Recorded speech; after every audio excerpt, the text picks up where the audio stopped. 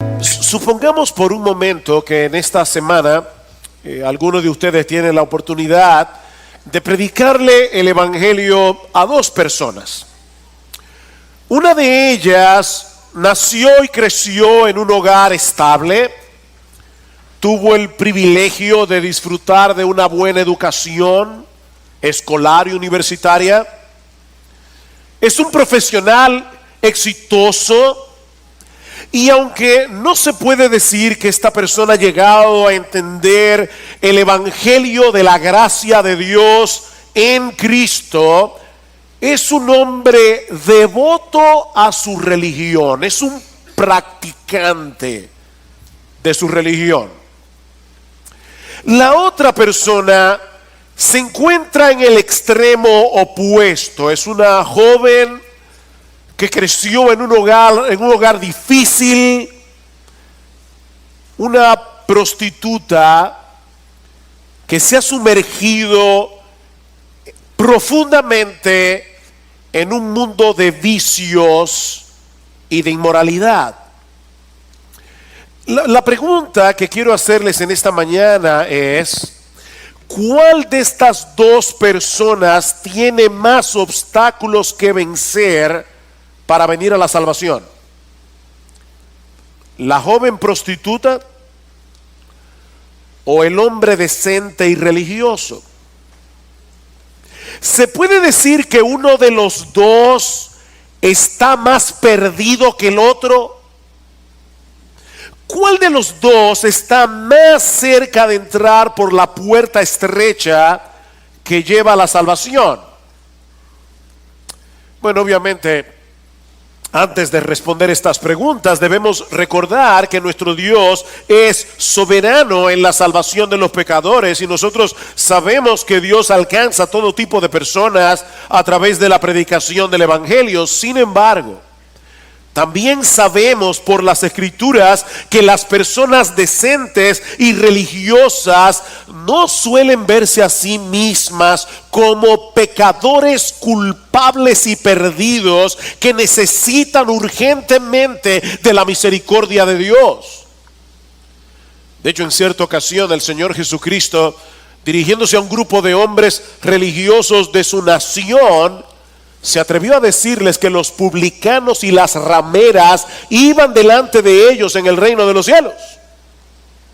En otras palabras, Cristo está diciéndole a un grupo de personas devotas de su religión: las prostitutas y los cobradores de impuestos parecen tener una mejor disposición que ustedes para escuchar y recibir el llamado del evangelio. El hombre bueno y autosuficiente está tan perdido como las prostitutas. Alguien dijo una vez: un barco puede naufragar cargado de oro o cargado de basura, y se pierde igual.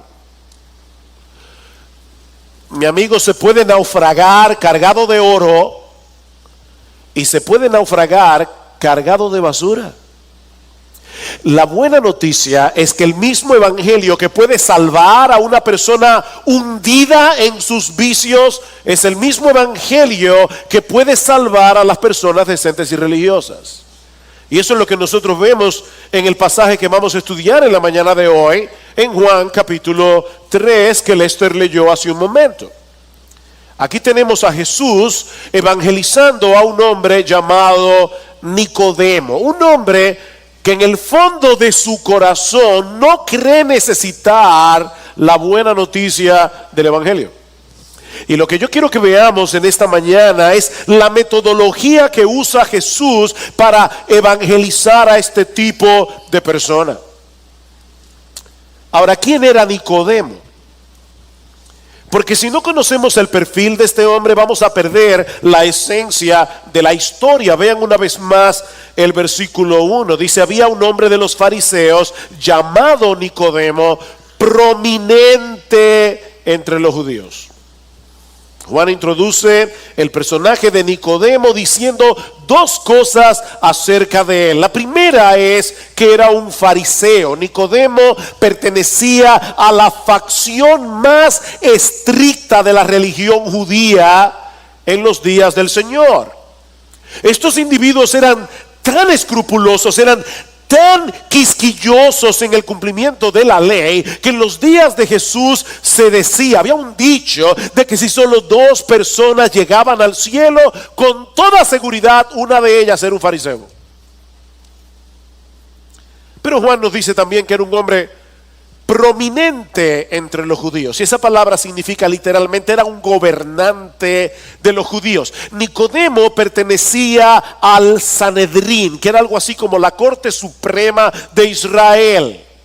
Estos hombres tenían la responsabilidad de administrar la justicia interpretando la ley mosaica, a la vez que ellos representaban al pueblo de Israel ante las autoridades de Roma. Este consejo judicial y religioso estaba conformado mayormente por la jerarquía sacerdotal y por miembros de familias notables de la nación. Y Nicodemo era miembro del Sanedrín. Por otra parte, tal parece que Nicodemo era reconocido por ser un gran estudioso de la palabra de Dios, porque en el versículo 10, en una reprensión velada, Jesús le dice: ¿eres tú el maestro de Israel? Y hay un artículo definido allí que no aparece en nuestras versiones en español. ¿Eres tú el maestro de Israel y no entiendes estas cosas? Nicodemo era reconocido como el maestro de la palabra de Dios en aquellos días. Así que Nicodemo era fariseo. Nicodemo era un líder respetable de la nación. Nicodemo era un maestro de las escrituras. Y por si todo esto fuera poco, a diferencia del resto de los fariseos, Nicodemo tenía al Señor Jesucristo en muy alta estima. Él no era un blasfemo. Noten lo que dice el versículo 2. Este vino a Jesús de noche y le dijo: Rabí, que significa maestro, sabemos que has venido de Dios como maestro, porque nadie puede hacer las señales que tú haces si Dios no está con él. Mientras otros fariseos menospreciaban a Jesús y lo aborrecían, Nicodemo lo veía como un maestro de la verdad enviado por Dios mismo. ¿Qué perfil? Cualquiera diría que este hombre tenía todos sus papeles en regla para irse directo al cielo. Pero eso no era lo que Jesús pensaba de él. Nicodemo estaba perdido. Nicodemo era como esos barcos cargados de oro que naufragan a 2 kilómetros de la costa. Nicodemo estaba perdido. Nicodemo necesitaba ser evangelizado, como lo necesitan miles de religiosos en el día de hoy, como lo necesitan miles de hombres y mujeres estables, decentes, honorables, y como quiera están perdidos. Y eso es precisamente lo que hace Jesús en el resto de este pasaje: evangelizar a Nicodemo, mostrándole básicamente dos cosas. En primer lugar, Jesús le muestra a Nicodemo cuál era su verdadera necesidad delante de Dios. Vean el versículo 3. Respondió Jesús y le dijo. Respondió Jesús, ¿a qué pregunta? Ninguna. Nicodemo no había hecho ninguna pregunta. Pero Jesús conoce las interrogantes del alma. Jesús sabe de antemano la pregunta que tú deberías hacer y no estás haciendo porque no entiendes la importancia de la pregunta. Esto no es un trabalengua. Lo que estoy tratando de decir es que nosotros a veces somos tan ignorantes que ignoramos lo que deberíamos saber que ignoramos para buscar la respuesta. Pero como lo ignoramos, no buscamos la respuesta y no preguntamos nada. Y Jesús es tan sabio que Él responde la pregunta que tú deberías hacer y no estás haciendo porque no entiendes tu necesidad. Respondió Jesús y le dijo, en verdad, una expresión hebraica, amén, amén, que significa lo que voy a decir ahora está cargado de solemnidad. Esto es ciertísimamente cierto. En verdad te digo que el que no nace de nuevo no puede ver el reino de Dios. Nicodemo le dijo, ¿cómo puede un hombre nacer siendo ya viejo? ¿Acaso puede entrar por segunda vez en el vientre de su madre y nacer? Jesús respondió, en verdad te digo que el que no nace de agua y del Espíritu no puede entrar en el reino de Dios. Noten esa expresión dos veces, el que no nace de nuevo, el que no nace del agua y del Espíritu. Es una necesidad universal, no solamente de Nicodemo, de cualquier ser humano. Cualquiera que no nace de nuevo no va a entrar en el reino de los cielos. Jesús le está diciendo a este hombre, Nicodemo, a pesar de tu religiosidad, a pesar de tu decencia, aún a pesar de la buena opinión que tú tienes acerca de mí como maestro de la verdad, tú necesitas nacer de nuevo. Nicodemo, tú viniste dañado de fábrica, al igual que el resto de los mortales, de manera que para poder entrar en el reino de Dios, tú necesitas que te hagan otra vez. Cualquiera que no nace de nuevo es a eso que la Biblia llama regeneración, el nuevo nacimiento. Es una obra milagrosa de Dios en nosotros, por medio de la cual Él nos imparte una nueva naturaleza que no está esclavizada al pecado, una nueva naturaleza que es capaz de volvernos hacia Dios en arrepentimiento y fe para seguirle a Él por el resto de nuestra vida, buscando su gloria, buscando hacer su voluntad, no nuestra gloria, no nuestra voluntad. Mira, si tú quieres que un león se comporte como cordero, hay que corderizar su naturaleza leonina.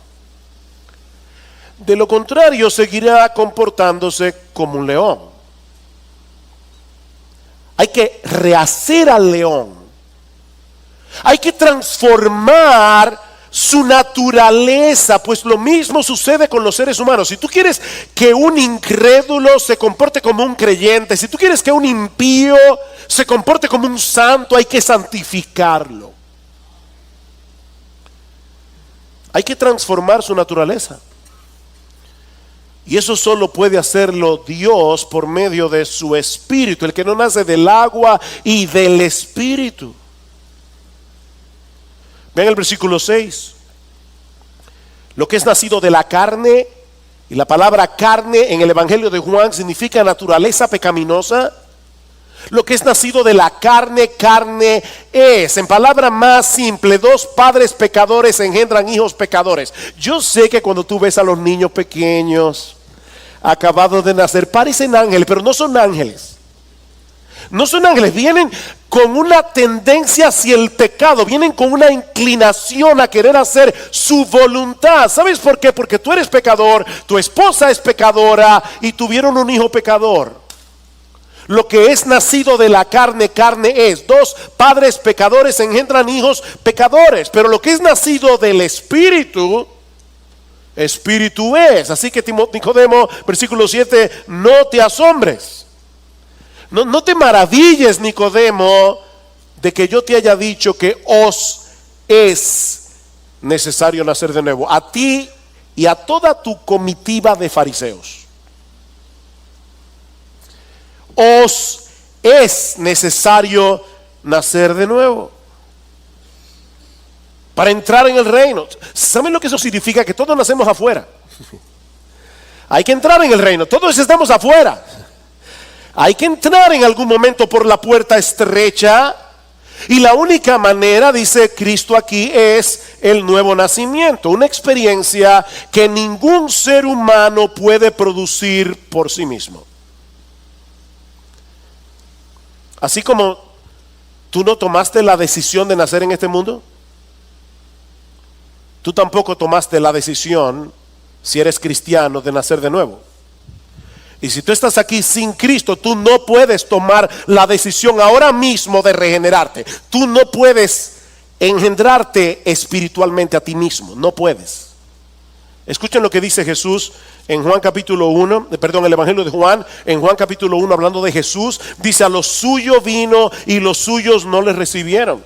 Versículo 12: pero a todos los que le recibieron les dio el derecho de llegar a ser hijos de Dios, es decir, a los que creen en su nombre, que no nacieron de sangre, ni de la voluntad de la carne, ni de la voluntad del hombre, sino de Dios.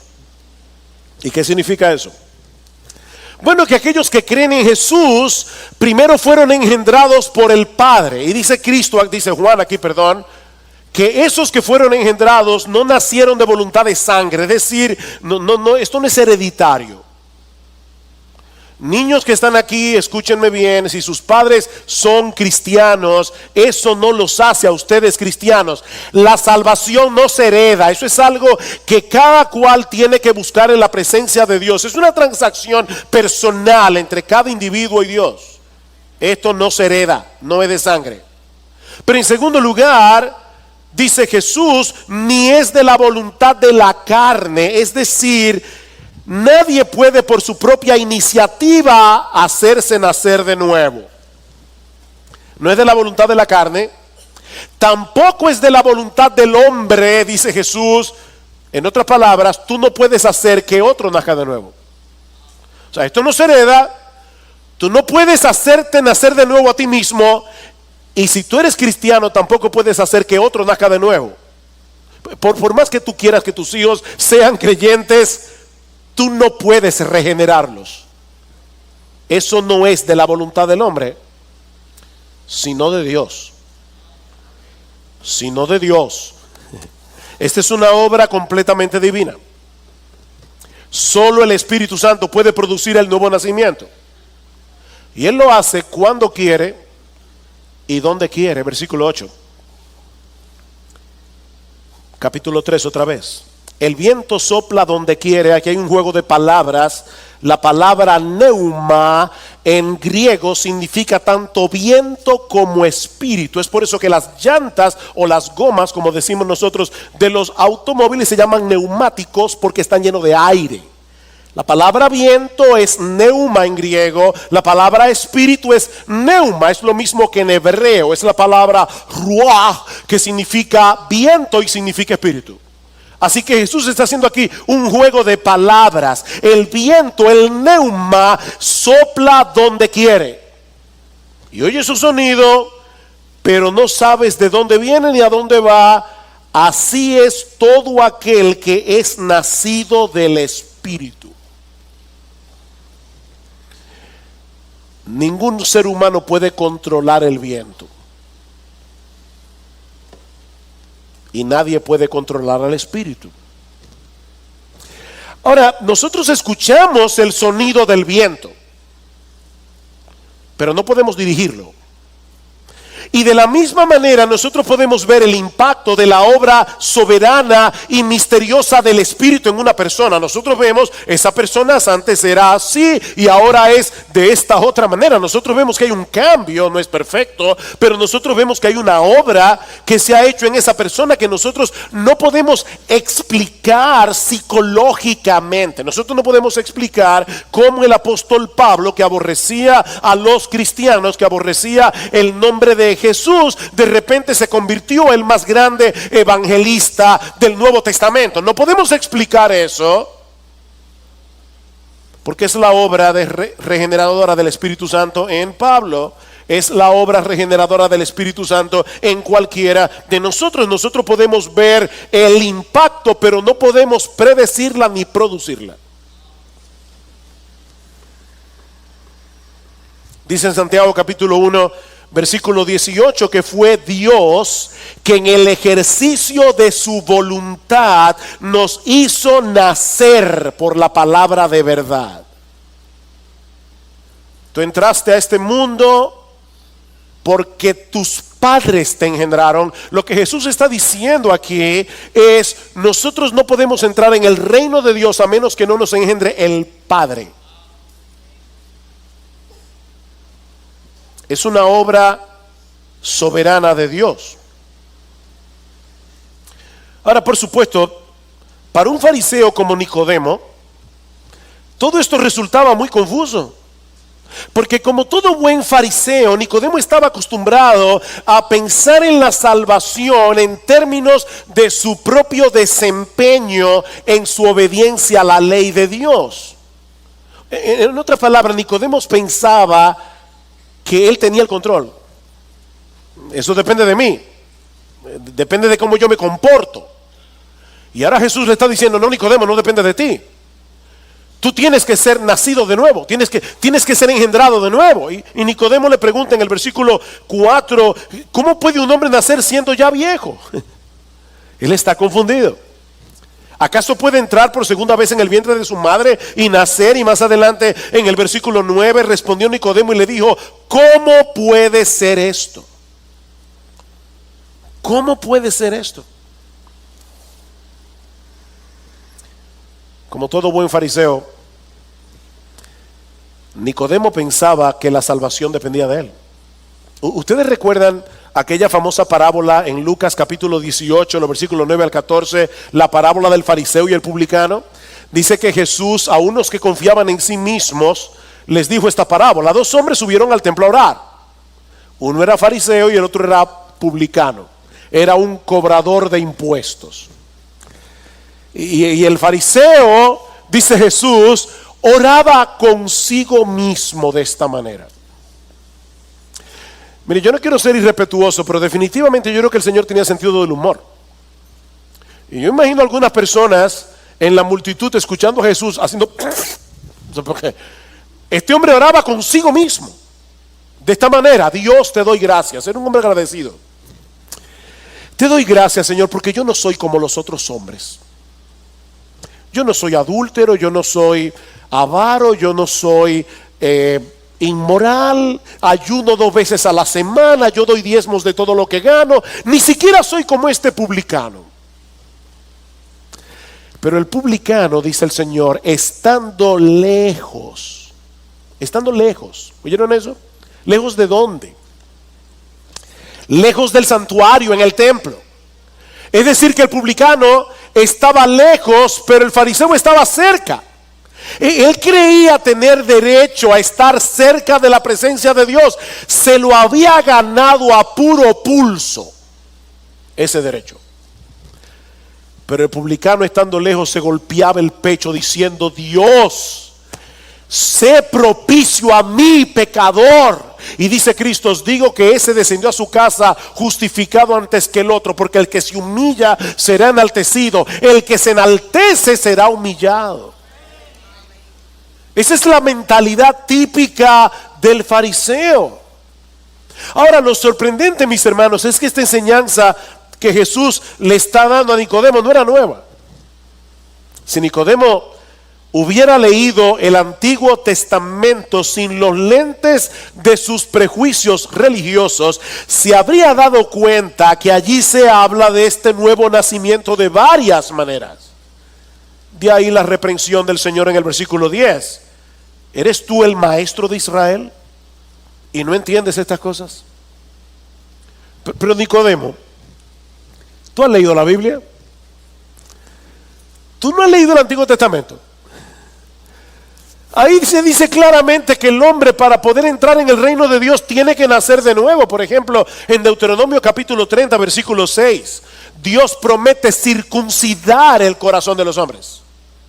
Hacer una obra en el corazón de los hombres. Dice, para que améis al Señor tu Dios con todo tu corazón y con toda tu alma, a fin de que vivas.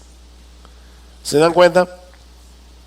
Nadie nace amando a Dios. Hay gente que dice, yo amo a Dios desde chiquito, desde que nací. No, tú no amas. Eso no es verdad. Nadie nace amando a Dios. Para que eso sea posible, Dios tiene que darnos una nueva naturaleza. Y es a eso que se le llama circuncidar el corazón. O por ejemplo, en Ezequiel capítulo 36, versículo 26, os daré corazón nuevo. Y pondré un espíritu nuevo dentro de vosotros. Ven, no es un mejoramiento del viejo lo que necesitamos, es uno nuevo. Quitaré de vuestra carne el corazón de piedra y os daré un corazón de carne. Pondré dentro de vosotros mi espíritu y haré que andéis en mis estatutos y que cumpláis cuidadosamente mis ordenanzas. Yo voy a hacer eso, dice Dios. Le voy a dar un corazón nuevo, le voy a dar un espíritu nuevo. En un lenguaje más llano y simple, escuchen lo que dice Jeremías 13:23. ¿Puede el etíope mudar su piel? Los etíopes eran de piel oscura. ¿Puede un etíope simplemente por quererlo hacerse blanco? No. ¿O el leopardo quitarse las manchas? Oye, a mí no me gusta esta ropa. Voy a ir al dry clean. No importa a qué dry clean. Al leopardo no se le pueden quitar las manchas. Así vosotros, dice Dios, podréis hacer el bien estando acostumbrados a hacer el mal. Wow. Tan imposible como que un etíope se haga blanco y a un leopardo le quiten las manchas, así de imposible es que un hombre decida por sí mismo, por su propia fuerza de voluntad, cambiar el curso de su existencia. De ahora en adelante voy a vivir buscando la gloria de Dios. No puedes. No puedes. Así que ya Dios había hablado de la necesidad del nuevo nacimiento. El problema es que los fariseos leían la Biblia a través del lente de sus prejuicios religiosos. Vean el versículo 11. En verdad te digo que hablamos lo que sabemos, y Cristo yo creo que se está refiriendo allí a él y a Juan el Bautista.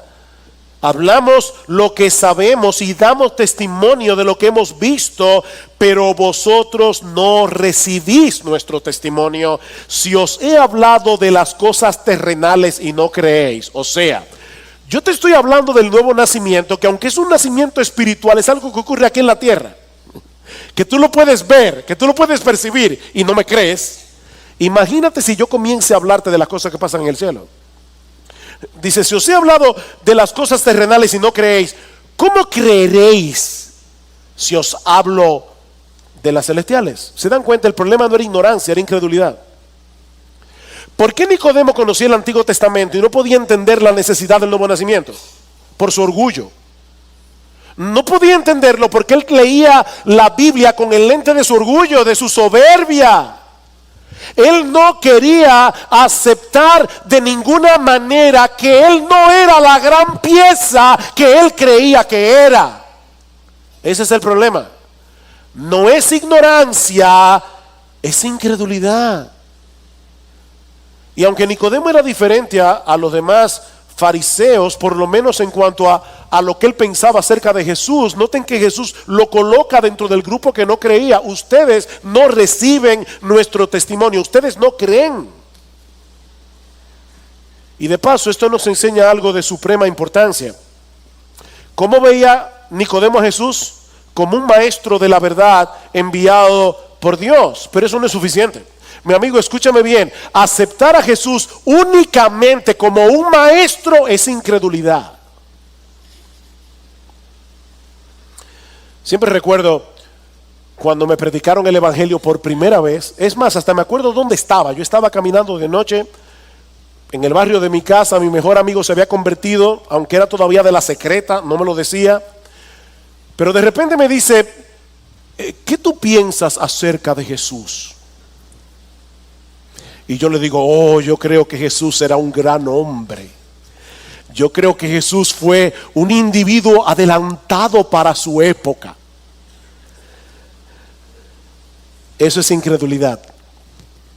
Eso es incredulidad. Mi amigo, te lo vuelvo a repetir, creer en Jesús simplemente, únicamente como un maestro, como un gran maestro, es incredulidad. Creer en Jesús significa aceptarle como el Dios encarnado que descendió del cielo para rescatarnos del pecado muriendo en una cruz. Si tú no crees eso, tú eres un incrédulo. No importa que tengas en alta estima la persona de Jesús, igual que a Confucio, a Buda, a Mahatma Gandhi o a Lao Tse. Eres un incrédulo. Por eso noten lo que el Señor le sigue diciendo a Nicodemo. Recuerden, ya le hizo ver su necesidad, pero ahora va a decirle lo que él vino a hacer para suplir completamente esa necesidad. No olviden, mis hermanos, Jesús está evangelizando a Nicodemo. ¿Y cómo lo evangeliza? Diciéndole Dios te ama y tiene un plan maravilloso para ti. No. Haciéndole ver primero su necesidad y luego haciéndole ver quién era él y lo que él hizo para suplir esa necesidad. Versículo 13. Nadie ha subido al cielo sino el que bajó del cielo, es decir, el Hijo del Hombre que está en el cielo.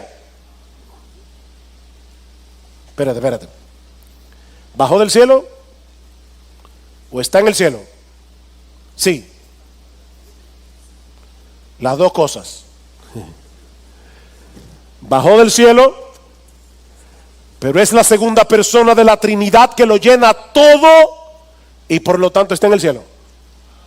Y ahora Jesús le está diciendo, óyeme bien, Nicodemo, para tener información de primera mano acerca de las decisiones que Dios tomó en la eternidad, había que estar allí junto a él en el salón del trono. El problema, Nicodemo, es que nadie ha subido al cielo para obtener ese tipo de información, excepto yo.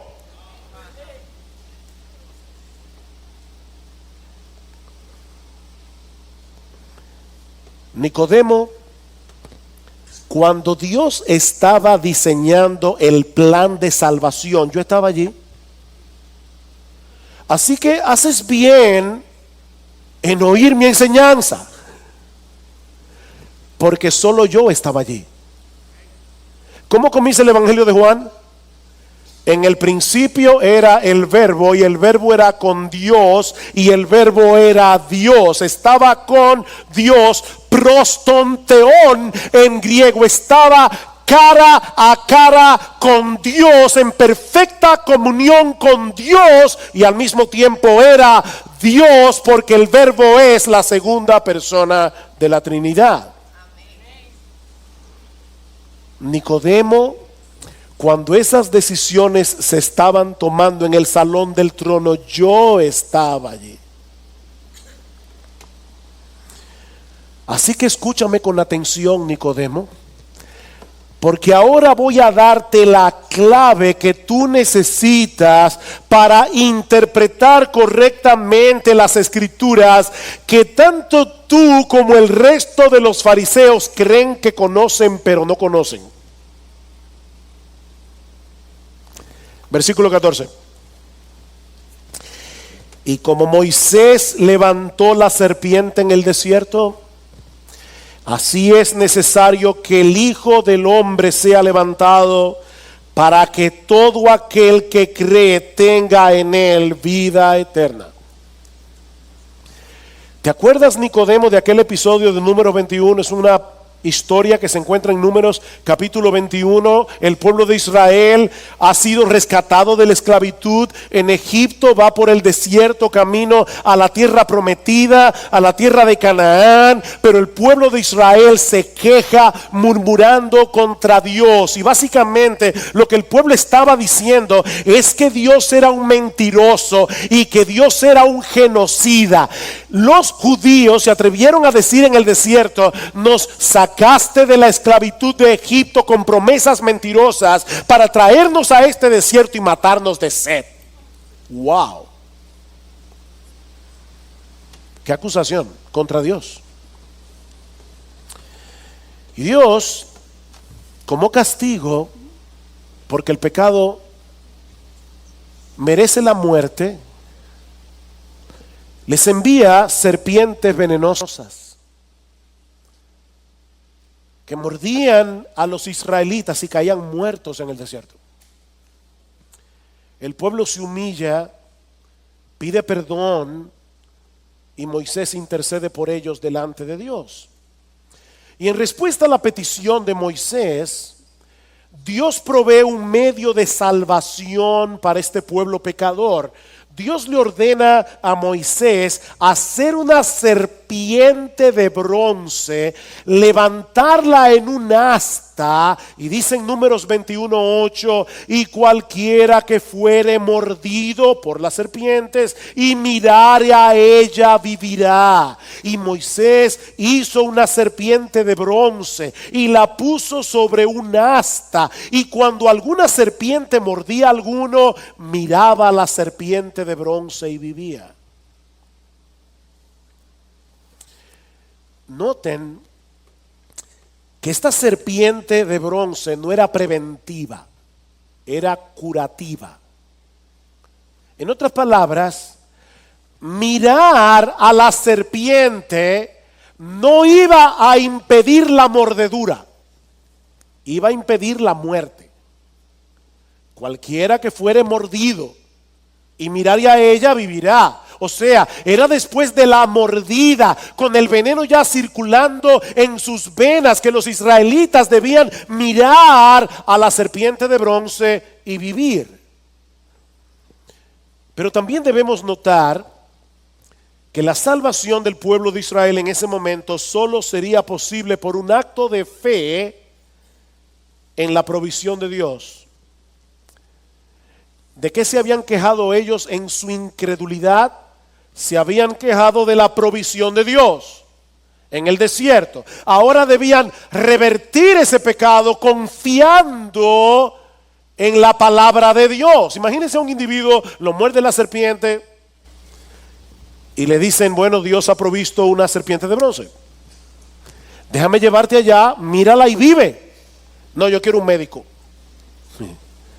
¿Cómo yo voy a estar de ridículo mirando una serpiente de bronce? No, que me busque un antídoto. Es que estamos en el desierto. Si un israelita se le hubiera ocurrido en aquel momento pedir que lo llevaran a emergencias, hubiera muerto en el camino.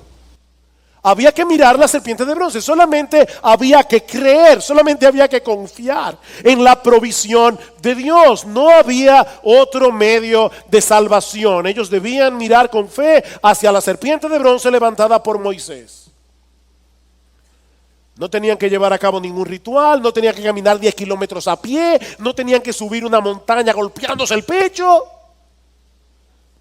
No, simplemente debían mirar. Esa mirada era suficiente para que el veneno perdiera todo su efecto. Con eso en mente, volvamos a leer Juan 3:14. Y como Moisés levantó la serpiente de bronce en el desierto, así es necesario que sea levantado el Hijo del Hombre, para que todo aquel que cree tenga en él vida eterna. Cuando el Hijo del Hombre sea levantado. ¿Y eso qué significa? Vamos a Juan capítulo 12. Juan capítulo 12.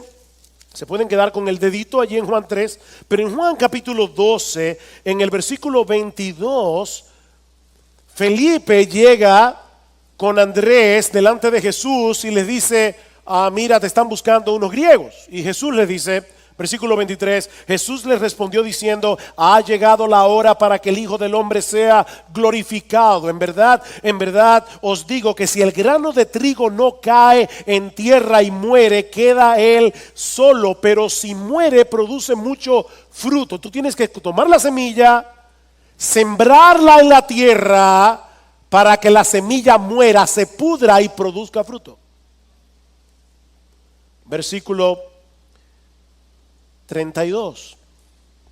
Y yo, si soy levantado de la tierra, atraeré a todos a mí mismo. Estos griegos que estaban buscando a Jesús, Él está diciendo, va a llegar un momento en que de todas las nacionalidades van a venir a mí en arrepentimiento y fe, pero yo tengo que morir primero.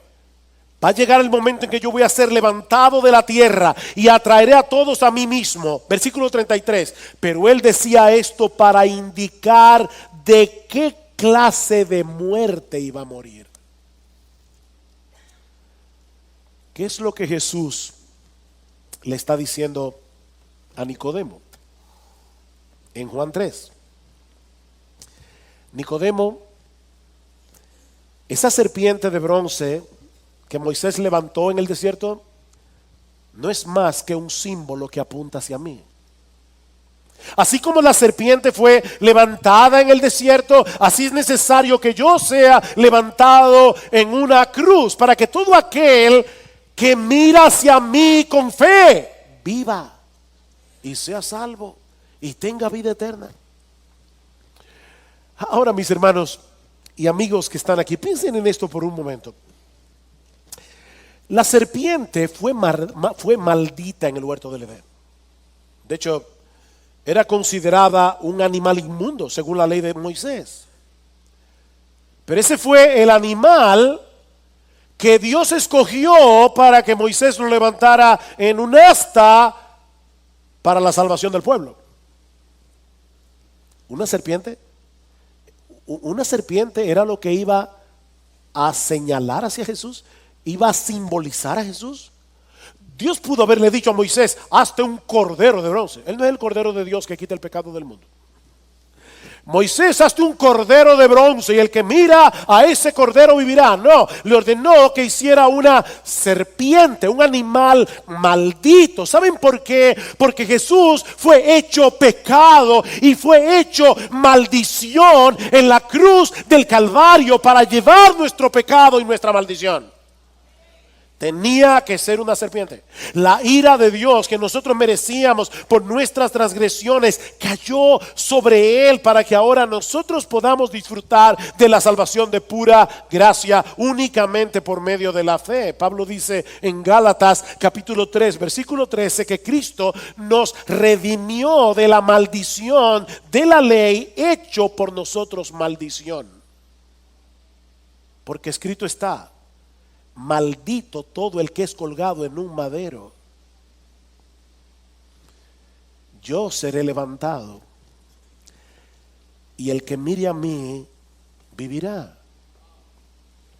Nuestro Señor Jesucristo fue levantado en una cruz como una serpiente, personificando así el pecado y la maldición para librarnos de la maldición y el pecado. Nicodemo, no es suficiente que tú me veas como un maestro enviado por Dios. Eso no es suficiente. Tienes que verme como el Dios encarnado que vino a morir para salvar a pecadores como tú. Esa fue la provisión de Dios para un mundo que lo odiaba. Versículo 16, aquí está la explicación. Porque nosotros solemos citar mucho Juan 3:16 aislado del contexto, pero no tiene ningún sentido. Él está diciendo porque, ¿sabes por qué Dios hizo esa provisión tan dolorosa? ¿Por qué Dios hizo esa provisión tan costosa de enviar a su propio hijo a morir en una cruz como un maldito? ¿Sabes por qué? Porque de tal manera amó Dios al mundo que dio a su Hijo unigénito para que todo aquel que cree en Él no se pierda, mas tenga vida eterna. Wow. El amor de Dios. Fue por el amor de Dios que Cristo fue a la cruz. Muchas manos humanas intervinieron en la muerte de Cristo, ¿no es así? Pero fue Dios el que lo proveyó como un sacrificio. Por amor a nosotros. No fueron los judíos, no fue Herodes, no fue Poncio Pilato. Los que entregaron a Cristo por amor fue Dios el Padre.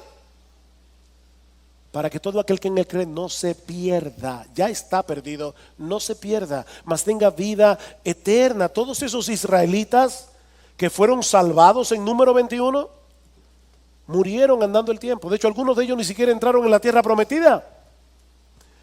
Pero Cristo promete vida eterna. Vida eterna a todos los que creen en Él como el Dios que se hizo hombre para morir por nosotros en una cruz. Esa fue la manera como Jesús evangelizó a Nicodemo. Le mostró su necesidad del nuevo nacimiento y lo que Él vino a hacer para librarnos de la condenación, de la esclavitud, de las consecuencias del pecado. Ahora hay un problema que se nos plantea en esta historia y que no podemos dejar fuera del sermón, porque entonces no vamos a entender del todo el corazón de este pasaje. Hemos dicho que el pecador está muerto en sus delitos y pecados. Hemos dicho que el pecador necesita nacer de nuevo. El problema es que el pecador no puede engendrarse a sí mismo y producir en sí mismo el nuevo nacimiento. Y mientras no nazca de nuevo, no puede entender. ¿Cómo resolvemos el problema? No sé si se entendió el problema. Él no puede entender porque no ha nacido de nuevo. Pero resulta que él no puede producir el nuevo nacimiento. Dice en 1 Corintios capítulo 2 versículo 14, el hombre natural, el hombre no regenerado, el hombre que no ha sido engendrado por Dios otra vez, no puede entender las cosas que son del Espíritu de Dios, porque para él son locura y no las puede entender porque se han de discernir espiritualmente. Sin embargo, es interesante notar que Jesús no concluyó su conversación con Nicodemo en el versículo 12, cuando le dijo, ustedes no creen. Él le pudo haber dicho, bueno, Nicodemo, yo lo siento mucho, ya no podemos seguir hablando de nada más porque tú no has nacido de nuevo. Así que vuelve otra vez cuando tú tengas evidencias de haber nacido de nuevo y entonces yo te voy a dar más explicaciones. No, lo que hizo Jesús fue explicarle a Nicodemo quién era él y cuál era la naturaleza de su obra redentora por medio de la cual somos reconciliados por el Padre. ¿Y saben por qué Jesús hizo eso? Porque Dios ha decretado abrir los ojos de los ciegos, producir el nuevo nacimiento, traer entendimiento a la mente y al corazón de los pecadores cuando se les presenta en el Evangelio esta sorprendente imagen del Señor Jesucristo muriendo en una cruz por pecadores, haciéndose a sí mismo pecado y maldición. Cuando el Evangelio es predicado, cuando Jesús es presentado como aquel que fue levantado en un asta como una serpiente, hecho maldición, Dios obra por su Espíritu produciendo el nuevo nacimiento. Por eso es que Pablo dice, los griegos piensan que los griegos quieren oratoria, los judíos quieren señales, mas nosotros predicamos a Cristo y este crucificado, una necedad para el mundo, pero para los escogidos, poder de Dios y sabiduría de Dios. El poder de Dios se manifiesta salvando pecadores cuando el Evangelio de Jesucristo es proclamado por un ser humano mortal. Impresionante. ¿Qué dice Pablo? Yo quiero ir a Roma a predicarles el evangelio. ¿Saben por qué? Porque yo no me avergüenzo del evangelio, porque es poder de Dios para salvación a todo aquel que cree. ¿Y saben por qué el evangelio es poder de Dios para salvación a todo aquel que cree? Porque en el evangelio se revela la justicia de Dios por fe y para fe, como está escrito: el justo por la fe vivirá. No por su decencia, no por su religiosidad, no por su moralidad, no por ser una persona estable, por la fe. Por la fe. Todo lo que Nicodemo necesitaba y lo que necesita cualquier pecador que está aquí en esta mañana es mirar con fe hacia esa cruz, depositar toda su confianza en la obra perfecta de Cristo y será salvo. Sí, parece demasiado simple para obtener algo tan valioso. Pero por simple y ridículo que te parezca, ese es el mensaje del evangelio que nuestro Dios nos envió a proclamar. De manera, mis hermanos, miembros de Iglesia Bíblica del Señor Jesucristo, que nuestra responsabilidad es predicar el evangelio, presentar a Cristo crucificado y dejar los resultados en las manos de Dios. Nosotros simplemente podemos predicar el evangelio, hacerle ver al pecador su propia impotencia y al mismo tiempo la toda suficiencia de Cristo para salvar. Debemos explicarles qué fue lo que sucedió en esa cruz. Que el justo murió por los injustos para llevarnos a Dios. Debemos llevarlos a mirar a Cristo como el sustituto de los pecadores, que siendo inocente recibió el castigo que nosotros merecemos, para que ahora, y gloria a Dios por eso, podamos ser tratados por Dios como Él trata a Jesús.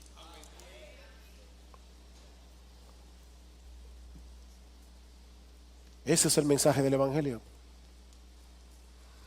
Y ese mensaje, dice Pablo, es poder de Dios para salvación. ¿Qué pasó con Nicodemo? ¿Qué pasó con Nicodemo esa noche? Después de que Cristo le predicó el evangelio. No lo sabemos. Pero sí sabemos que su historia no terminó ahí. Dice en Juan capítulo 19, versículo 38. Que después de la muerte de Cristo en la cruz del Calvario, José de Arimatea, que era discípulo de Jesús, aunque en secreto por miedo a los judíos, hasta ese momento en secreto, de repente, perdónenme la expresión, pero salió del closet como creyente, no en otro sentido,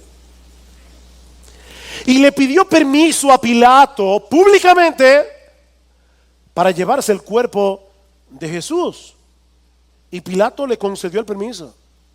Entonces él vino y se llevó el cuerpo de Jesús, y Nicodemo, el que antes había venido a Jesús de noche, ahora vino a plena luz del día, trayendo una mezcla de mirra y aloe.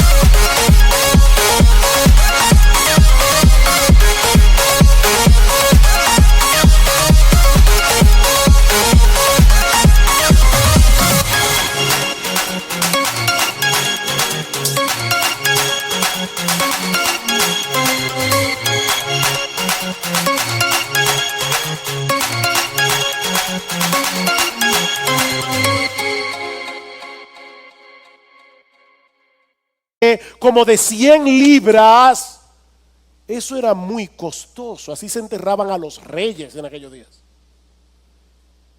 ¿Qué le dijo Jesús? El que no nace de nuevo no puede entrar en el reino de Dios.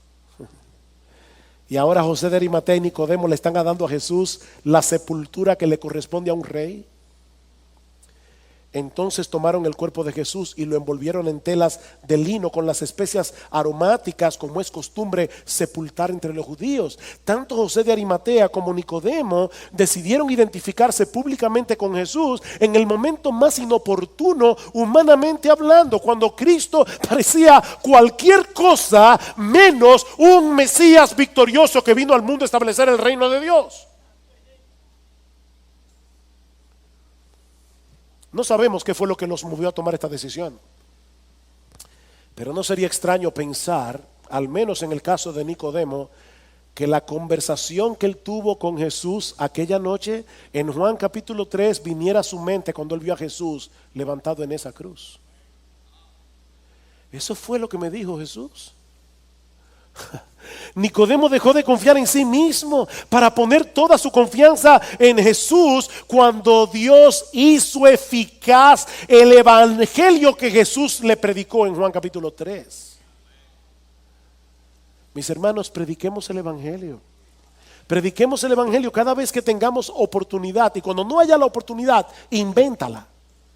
Prediquemos el evangelio, aunque no veamos frutos inmediatos de nuestra predicación, porque mis hermanos, nosotros no sabemos en qué momento Dios puede hacer efectiva su palabra mucho tiempo después, como sucedió con Nicodemo. Siembre esa semilla. Siembre esa semilla que en un momento impresionante Dios puede decir: vive. Y de repente esa persona ve lo que nunca antes había visto, que Jesucristo es Rey de Reyes y Señor de Señores, que Él es un gran Salvador por el que vale la pena perderlo todo para ganarlo a Él.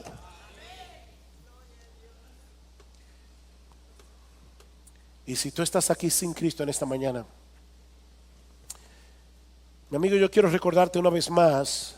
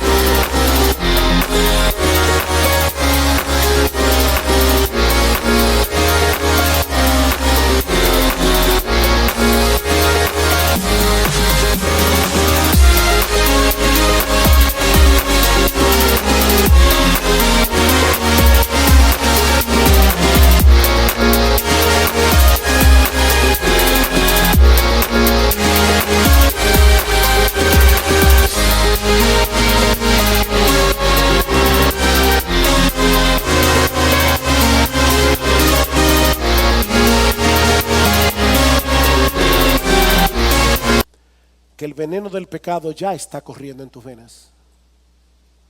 Ya tú fuiste mordido por la serpiente. El veneno del pecado ya está corriendo en sus venas, haciendo estragos en tu vida aquí y ahora, y empujándote hacia una condenación segura. Porque, amigo, algún día todos nosotros tenemos que presentarnos delante del tribunal de Dios para dar cuenta. Dice la Biblia que todas las cosas están desnudas y abiertas ante los ojos de aquel a quien tenemos que dar cuentas. Pero Cristo fue levantado en una cruz para pagar nuestra deuda con la justicia de Dios. Y todo lo que tienes que hacer es mirar hacia Él con fe. Mirar hacia Él con fe como el todo suficiente Salvador. Y recibirás en este mismo instante de la corte celestial el descargo por todos tus pecados. Y por si todo eso fuera poco, la justicia perfecta de Cristo será puesta en tu cuenta por medio de la fe. Yo no sé si tú eres un moralista religioso como Nicodemo, o si tú estás viviendo una vida abiertamente inmoral. Lo único que yo sé por la palabra de Dios es que si tú pones toda tu confianza en Cristo como el único medio de salvación provisto por Dios, serás salvo Porque así lo promete la Biblia. De tal manera amó Dios al mundo que dio a su Hijo unigénito para que todo aquel que cree en Él no se pierda, mas tenga vida eterna. Pastor, yo no te entiendo. En la Biblia dice, según tú, o según Juan 3, que hay que nacer de nuevo.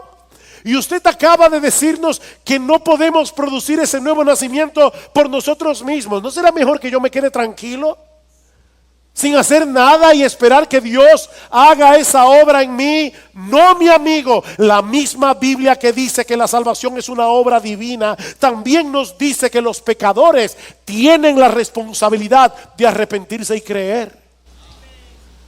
De hecho, en esa misma conversación, escucha lo que Jesús le sigue diciendo a Nicodemo en el versículo 17, porque Dios no envió a su Hijo al mundo para juzgar al mundo, sino para que el mundo sea salvo por Él. El que en Él cree no es condenado. Nicodemo, el que en mí cree no es condenado, pero el que no cree ya ha sido condenado porque no ha creído en el nombre del unigénito Hijo de Dios. De hecho, escuchen cómo Juan termina su evangelio. ¿Cuál fue el propósito de Juan al escribir este evangelio? Juan 20, 30, 31. Y muchas otras señales hizo también Jesús en presencia de sus discípulos que no están escritas en este libro, pero estas se han escrito para que creáis que Jesús es el Cristo, el Hijo de Dios, y para que al creer tengas vida eterna. Este evangelio completo tiene como propósito persuadirnos a creer en Jesús para tener vida eterna en Él. Cuando Cristo le dijo a un paralítico, levántate y anda, él no tenía la capacidad de levantarse, pero confiando en la palabra de Jesús, él se levantó. No por él, sino por la palabra de Jesús. Tú eres ese paralítico. Tú no puedes creer por ti mismo. Tú no puedes arrepentirte por ti mismo. Pero tienes que creer y tienes que arrepentirte. Dice la Biblia que Dios manda a todos los hombres en todo lugar que se arrepientan. Confía en la palabra de Jesús y ahora mismo cree y arrepiéntete. Déjame ponértelo de otra manera. ¿Cuál fue el propósito de Jesús al decirle a Nicodemo que él necesitaba nacer de nuevo, sabiendo de antemano que Nicodemo no podía producir por sí mismo ese nuevo nacimiento? ¿Para qué se lo dijo? Para destruir en él ese falso sentido de autosuficiencia y mover a Nicodemo a dejar de confiar en sí mismo y a clamar por la misericordia de Dios. Si tú no puedes producir el nuevo nacimiento, pero tú sí puedes clamar por misericordia y por compasión hacia aquel que sí puede producirlo. Ven a Cristo. Ven a Cristo, pídele que te perdone, pídele que transforme tu corazón, pídele que cambie tu corazón de piedra en un corazón de carne. Deposita en Él toda tu confianza y serás salvo. Porque de tal manera amó Dios al mundo que ha dado a su Hijo unigénito para que todo aquel que en Él cree no se pierda, mas tenga vida eterna. Ven a Cristo.